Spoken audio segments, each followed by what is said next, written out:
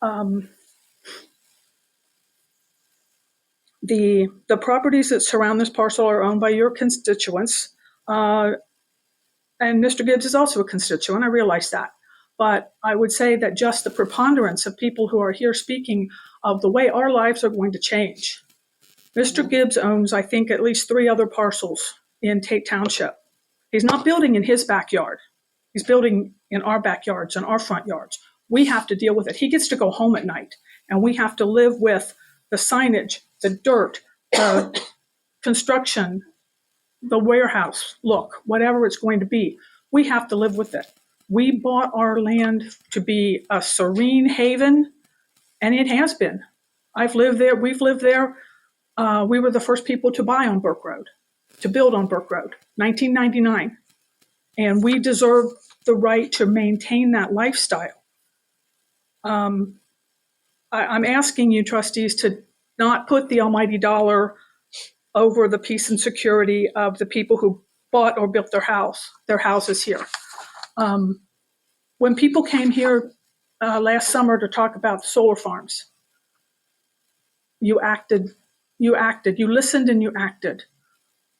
I was here for some of those discussions, and I can't tell you how many people, I'm sure you heard it, talked about it being their little piece of heaven, their property was God's country, and it was their little piece of heaven, and they wanted to protect that. And you voted to protect that, and I appreciate that.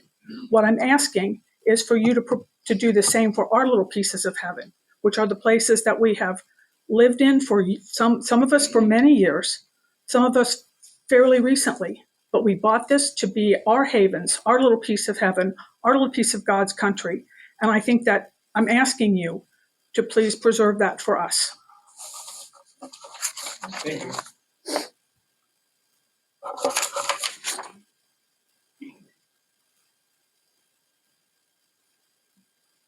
John Allison is next. Good evening. My name is John Howison. I live at 2900 Burke Road. I'm following my wife up here. We built in 1999. We were the first people to build on Burke Road. And you talk about light pollution. There was nothing back there then. There's been a comment on Facebook, and I've also heard it from our zoning commission. There are several hundred feet of dense tree buffer between the site and the closest residence.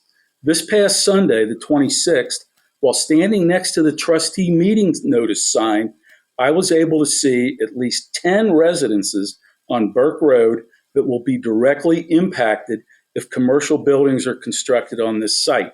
There are also 2 residents on 125 that will be directly impacted. I got photos if anybody wants to see them.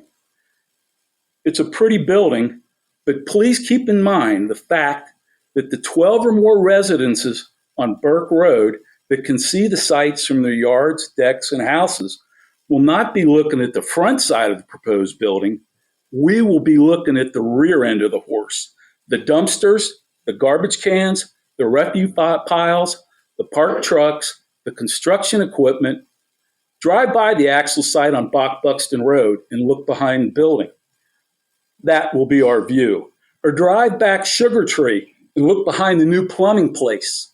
That will be our view. The surrounding residents are subject to additional traffic and both light and noise pollution. The eyesore will affect all our property values. It's hard enough to make a left-hand turn in or out of Burke Road now. The site will cause additional congestion. And as a side note, Mr. Powers was rear-ended turning left into Burke Road.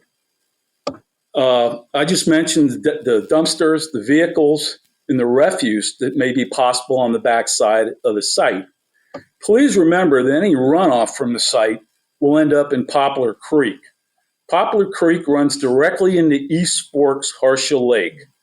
Per the official Claremont County website, Harsha Lake provides Claremont County with 6 million gallons of drinking water every day.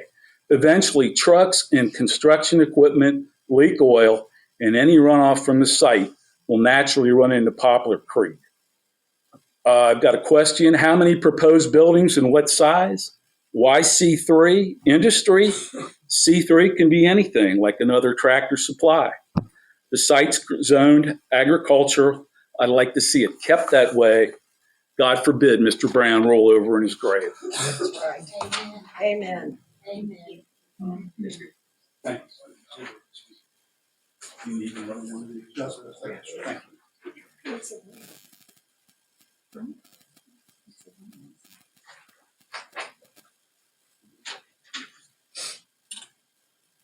Okay, Mr. Patterson, excuse me, you had signed in here. Would you like to speak separately? No. Okay.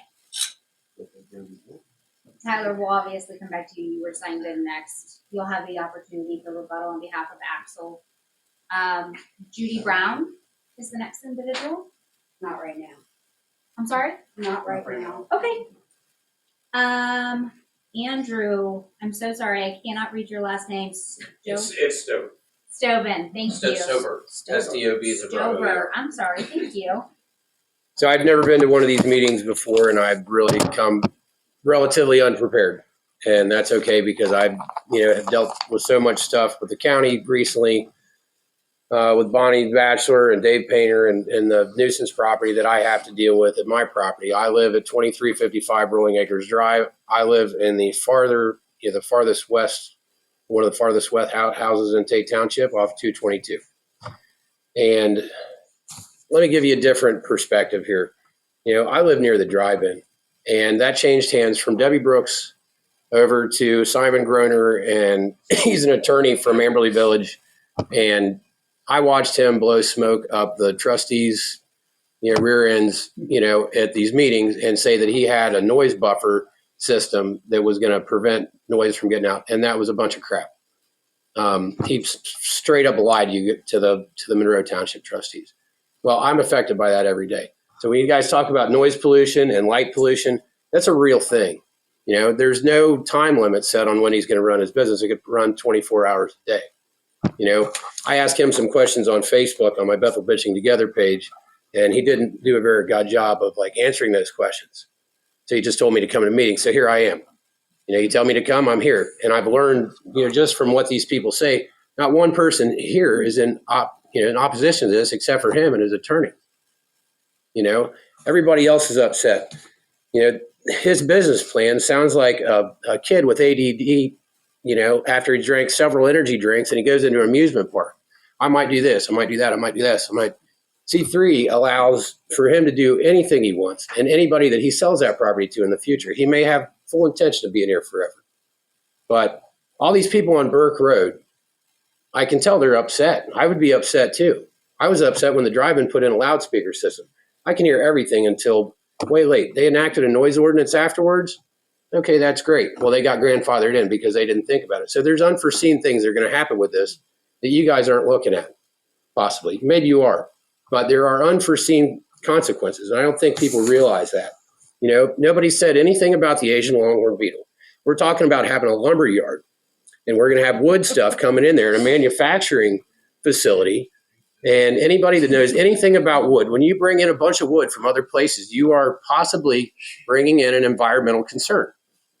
The environmental concern about what could possibly go into Burke Creek and go into East Fork Lake. My property borders East Fork State Park, so I do my best to protect that. But there's a lot of other things here that people just really aren't bringing up that they really should. Let's see, what else do I got in here? We talk about the traffic on 125. How long does it take an F-250 with a 10,000-pound skid steer on the back to get up to speed? Where people coming, from out of town trying to get to work in the morning, and you got people pulling in there, you got people crossing traffic. There is no turn lane. That's a legitimate concern. If ODOT's saying, hey, this is if he does anything else farther down the line, he's talking about building, but he doesn't even know if he's going to sell his building to have the money to build the building in the allotted amount of time. That doesn't make any sense. There's so many things that I've heard, and all these people say that don't make any sense. And I think it's irresponsible for you guys, I really do, to do this without a comprehensive land use and development plan. I think it is absolutely irresponsible as a trustee in this township to go forward with this without having something in already established. You know, I think that's horribly irresponsible. You know, there's other things too. Like I said, I've got other stuff, and like these guys that are worried, they're worried about this being a nuisance property. I don't know what your nuisance, policy is. If it's a nuisance property, say all these guys come and complain about it over and over. What's the plan to deal with that? You know, what if he sells it to somebody else? It's like, he's going to have a Menard sitting there talking about a lumber yard. Does it prevent him from doing that? Does it prevent him from having another drive-in and all these guys have to listen to, loud, people gunshots and stuff with movies? Like I hear that all the time. So, like I said, I think that there's some unintended consequences here. And I think really only one person is to gain out of this, and it's the owner of the business. Obviously, Gary's going to benefit from selling the property. I got 11 acres. I don't want to sell my property. But, I have to deal with nuisance properties around me all the time. And I think that needs to be taken into consideration. I really do. So thank you much. Thank you.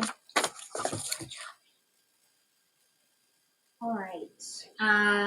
Mr. J. Noble?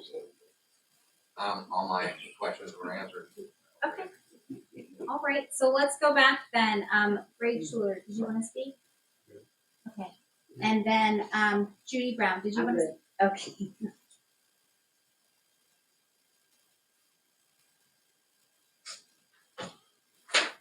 Okay, so at this time, we will go ahead and allow the applicant the opportunity to, if he would like to offer any remarks in response to any of the public testimony.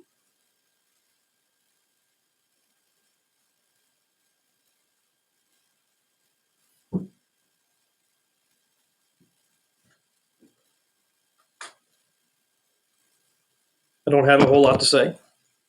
All your questions were answered by me earlier. Those questions are the truth.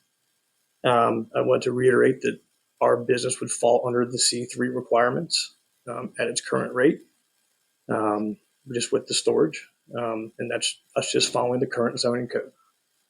Comment was made about the creek multiple times. I'll reiterate that there is a monitoring station on that creek downstream from us that is monitored. Other than that, I think you guys have heard all of my,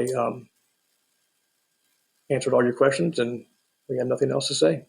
If I could ask a follow-up question. Sure. You had mentioned that you weren't sure of your timeline to start building, that it depended on, is it the sale of your current building? It is not dependent on the sale. That is my preference. Okay, I could start tomorrow. okay. But do you have you decided when you're going to start construction, if this is approved? So I talked to the other tenant that is in my building right now. My preference is to sell the building to him and build this building. It is not contingent. I want to make that clear. It is not contingent on us selling that to him. The conversation came up today that we would start in the summertime. We're looking at a year-long construction. But again, don't hold my feet to the fire. No, I'm just trying to understand, because obviously I misunderstood what you said Yeah. earlier. I understood you to say it was contingent. There are no So thank you for there are clarifying. no financing contingencies to build the property. Did you have any questions? I don't think I have. I don't think I have any additional. Thank you. Thank you. All right. So at this time, let's go. We will close the public testimony of the hearing. And at this time, the board will offer comments and potentially move into debating this matter. Rusty, did you have any comments that you would like to? Just take all this information and revise it.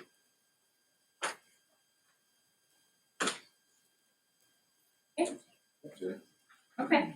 I think, from a general thoughts perspective, first of all, I'd like to thank everybody for coming out. Obviously, your presence and your comments, we appreciate you offering them, especially for those that have been to several meetings and, have taken time to reach out or speak with us.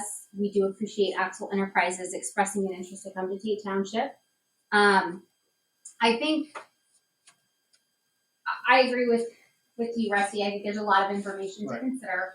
And I'm personally not ready to make any type of decision. I want the opportunity to think about some of the things that were said tonight, particularly around, the expansive nature of a C3 designation. It is the most intensive commercial zoning district in Tate. And I think that, although currently Axel Enterprises is looking more at an office building, there is, the potential for things in the future, or if you were to ever sell the property, it would just be zoned as a C3. So I think that we'll probably need some time then to consider this.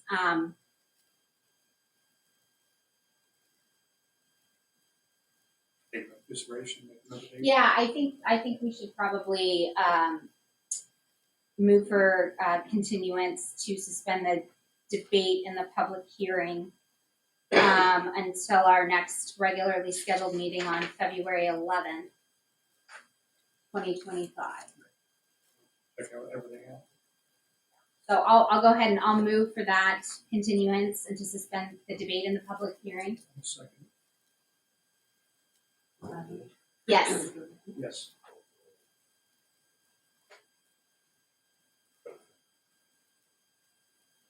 All right. So we've moved then to consider.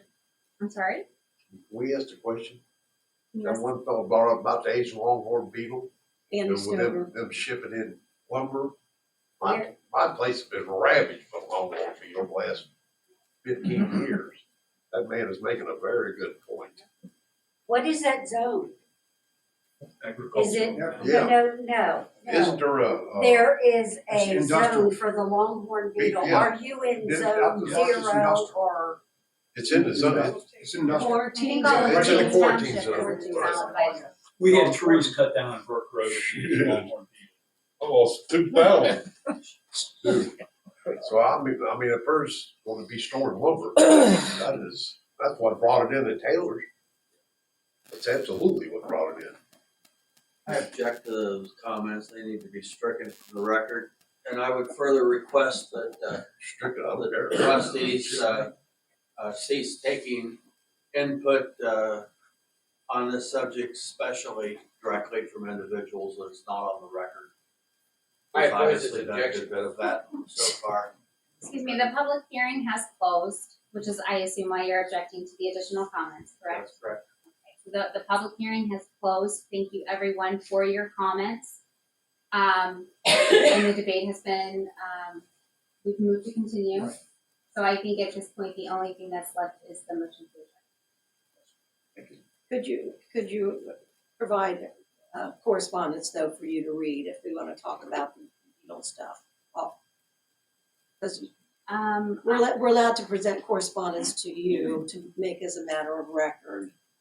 Generally, you are, but I think this closes the public hearing on the matter. I don't think we can accept additional evidence on this. Can we Zone speak it of, is. what do you say, the next meeting is 11? Can we get up to speak then?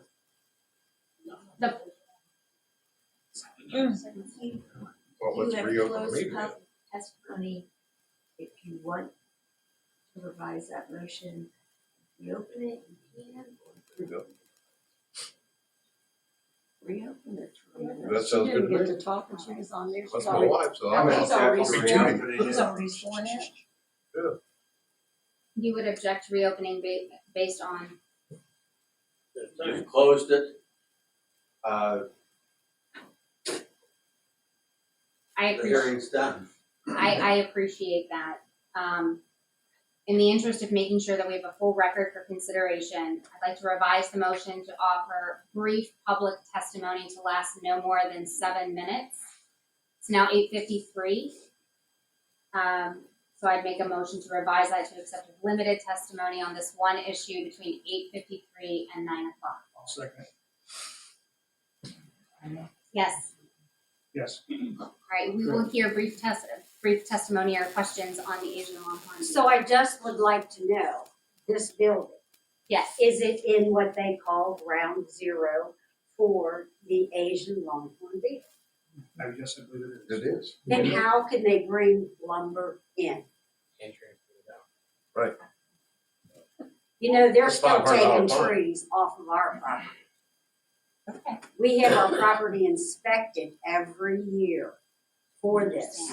Yes. And it's constant going on and on and on. For 25 years, they say. That's something we need to look into. That is something that, yeah, and thank you for bringing that to my Yeah, attention. boy. Okay, thank you. Did you have any other comments on the longhorn beetle issue?